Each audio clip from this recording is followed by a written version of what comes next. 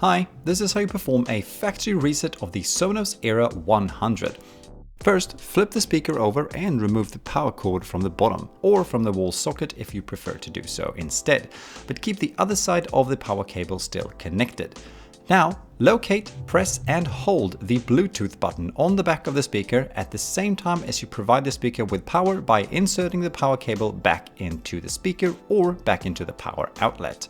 Keep holding the Bluetooth button and wait for the little white blinking light on the front of the speaker to instead start blinking orange or amber, then let go of the button.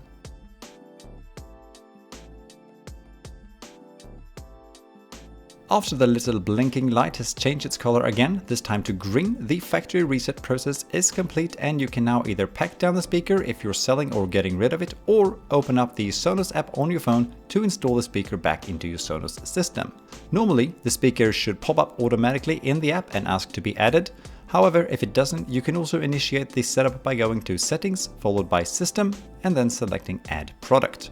And that's that. Thank you for watching. Please share any questions in the comments below and I'll do my best to help. Have a nice day. Bye.